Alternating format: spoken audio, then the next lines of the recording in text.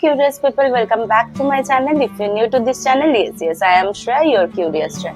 So guys, আজকে আবার বেরিয়ে পড়েছি, বেরিয়ে পড়ছি বাগবাজারের উদ্দেশ্যে। তোমরা এতক্ষণে থাম্বনেল দেখে বুঝেই গেছো যে কোথায় যাচ্ছে। হ্যাঁ, তোমরা পুরনো বাড়ির ভিডিওগুলোতে প্রচন্ড ভালোবাসা দিচ্ছ, সেই জন্য তোমাদের জন্য আবার নিয়ে চলে এসেছি একটা পুরনো বাড়ির খোঁজ। তো চলো যাওয়া যাক, দেখি কতটা কি ঢুকতে দেয় না দেয়, দেন তোমাদেরকেও দেখাচ্ছি। তো চলো বেরিয়ে পড়ি, একবারে স্পটে পৌঁছে কথা বলছি।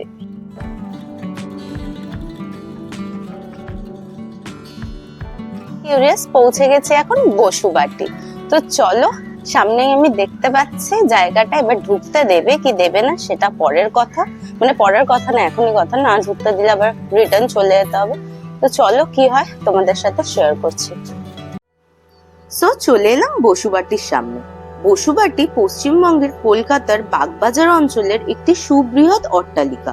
1878 সালে প্রায় 22 বিঘা জমির উপর বাগান সহ এই অট্টালিকা তৈরি করেন গয়া জেলার জমিদার মহেন্দ্র বসুর দুই ভাই, পশুপতি বসু এবং নন্দলাল বসু। তৎকালীন শাসক ইংরেজ সরকারের পক্ষ থেকে স্থির করা বঙ্গভঙ্গের প্রতিবাদে 1905 সালের 16 অক্টোবর রবীন্দ্রনাথের নেতৃত্বে এই বসুবাটি থেকে রাখি বন্ধন উৎসবের সূত্রপাত হয়। 1874 সালে গয়ার জমিদার বসু পরিবারের জ্যেষ্ঠ পুত্র মহেন্দ্র বসু বাগবাজারে তার কাকার কাছ থেকে একটি বৃহৎ সম্পত্তি উত্তরাধিকার হিসাবে পান। তবে অকাল মৃত্যুর কারণে মহেন্দ্রের পক্ষে এই সম্পত্তি ভোগ করা হয়ে ওঠেনি। পরে তার দুই ভাই নন্দলাল বসু এবং পশুপতি বসু 19 অক্টোবর 1876 সালে এই বাড়ির কাজ শুরু করে। বসু পরিবার 10 জুলাই 1878 থেকে এই বাড়িতে বসবাস শুরু করে। সেই সময় এই বাড়ির ঠিকানা ছিল 65 বাগবাজার স্ট্রিট।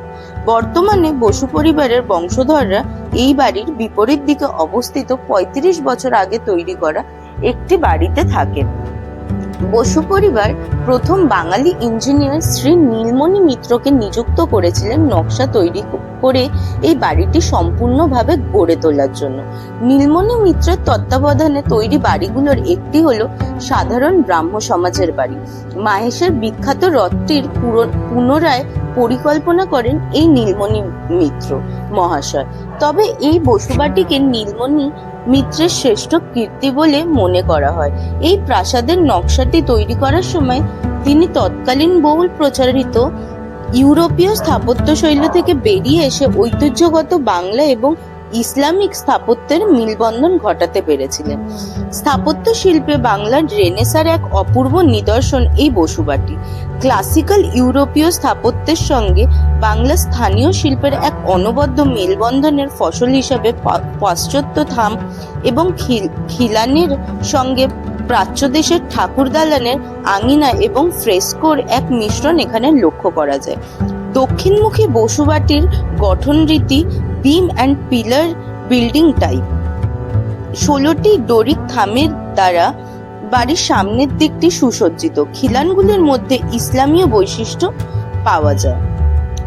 পদ্ম ফুলের আধিক্য এখানে বিশেষভাবে লক্ষণীয়। থামের মাথার দিকে বড় বড় পদ্ম ফুলের পাপড়িগুলিকে নিচের দিকে ঘিরে রেখেছে কেশর শোভিত সিংহের মাথা। সেই সঙ্গে ছিল প্লাস্টার করা রুদ্রাক্ষের মালা। বসুবাটির একতলার ঠাকুর দালান বাড়ির অন্যতম বৈশিষ্ট্য ছিল।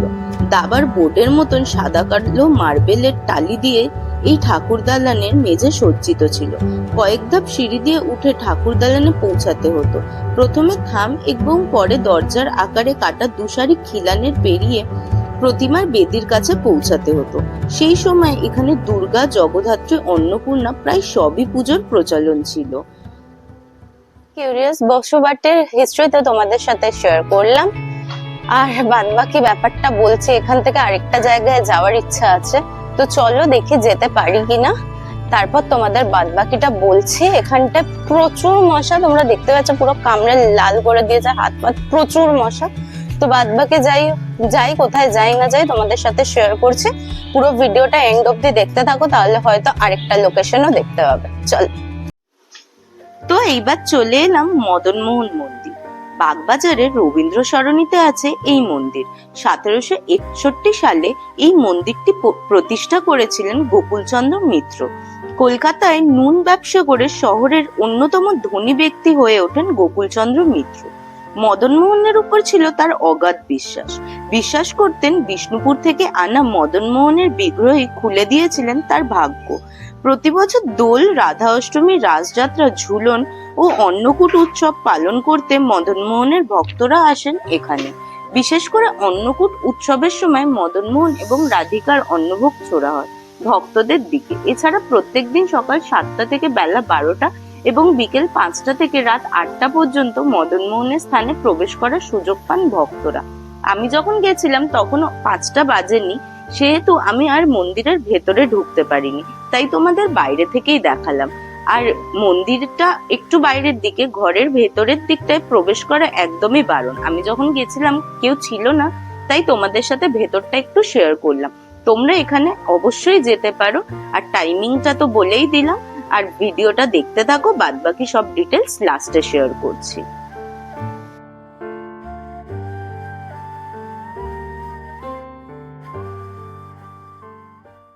সো কিউরিয়াস, এখন বেরিয়ে পড়েছি মদন মোহন টেম্পল থেকে বাইরে। তো এবার যাচ্ছি ওইদিকে, দেখা যাক আর কোথায় যাই না যাই, কি করি। তো তোমাদের এমনি হিস্ট্রি তো সবকিছু শেয়ার করলামই, এরপরে ভিডিওটা পুরো দেখো, এরপরে লাস্টে সবকিছু শেয়ার করছি। প্রাইভেসি এখানে কি আছে বা টাইমিং কি আছে সবটা লাস্টে তোমাদেরকে বলছি। কিউরিয়াস ফাইনালি চলে এসেছে বাড়িতে। তো চলো, যেগুলো তোমাদের সাথে শেয়ার করবো বলেছিলাম সেগুলো শেয়ার করে ফেলি ঝটপট। আর শেয়ার করার আগে তোমাদেরকে বলি থ্যাংক ইউ আমার ভিডিওগুলোকে দেখার জন্য, চ্যানেলটাকে সাবস্ক্রাইব করার জন্য। তোমাদের লাইক, কমেন্ট, সাবস্ক্রাইব যারা করছো, সবকিছু দেখে ভিডিও করতে আরো ভালো লাগছে। তো এইভাবেই সাপোর্ট করতে থাকো। আর অনেকে তোমরা ভিডিও দেখার পর আমার ইনস্টাগ্রামে গিয়ে ফলো করে আমাকে টেক্সট করছো, আমি অবশ্যই তাদেরকে রিপ্লাই দিয়েছি। তো তাদের ওই মেসেজ বা যেই টেক্সট গুলো তারা করছে বা তোমরা করছো, সেগুলো দেখে আমার সত্যি খুব ভালো লাগছে। আরো ভিডিও করতে অনেক ভালো লাগছে। এগুলো মানে একটা এনার্জি পাওয়া যায় যে হ্যাঁ, তোমরা আমার ভিডিও দেখছো, আমার ভিডিও দেখতে পছন্দ করছো। তো থ্যাংক ইউ তাদেরকে। এবার আসি ওখানকার, আজকে যেখানে গেছিলাম সেখানকার ব্যাপারে। সো আজকে যেখানে গেছিলাম একটা হচ্ছে বসুবাটি বাগবাজার। তো ওখানটায় হচ্ছে তোমার পুরোটাই হেরিটেজ প্রপার্টি। তো ভেতরে ঢুকতে দেয়া হয় না, আমিও ভেতরে ঢুকতে পারিনি, বাইরে থেকেই ভিডিও করেছি। কিন্তু পারমিশন নিলে তোমরা নিশ্চয়ই ভেতরে যেতে পারবে। আমি যখন গেছি কোনো সিকিউরিটি ছিল না, নাহলে আমি পারমিশন নিয়ে ভেতরে ঢুকতাম। কিন্তু বেশি ভেতরে না যাওয়াটাই বেটার, কারণ ওটা যেরকম বললাম হেরিটেজ প্রপার্টি, তো অনেক জায়গায় ভেঙে টেঙে পড়েছে। বেশি ভেতরে না যাওয়াটাই ভালো, কারণ কখন কি হবে বলা যায় না, রিস্ক নিয়ে লাভ নেই। আর সেকেন্ড হচ্ছে মদন মোহন টেম্পল।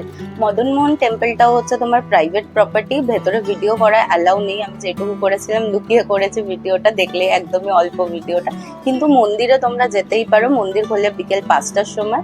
আর ভেতরে ভিডিও করার যদি দেখতে পাই, জানি না কি বলবে, তো আমিও লুকিয়ে লুকিয়ে ভিডিওটা করেছি তোমাদের জন্য। তো এই দু জায়গায় তোমরা যেতেই পারো, অ্যাড্রেস আমি দিয়ে দেবো ডেসক্রিপশনে, তো ওখান থেকে চেক করে নিতে পারো। তো চলো, আমার ইনস্টাগ্রামের লিঙ্কও তোমার ডেসক্রিপশনে থাকবে, তো তোমরা চাইলে ওখানে গিয়ে ফলো করে আমাকে টেক্সট করতে পারো, আমি অবশ্যই রিপ্লাই করব।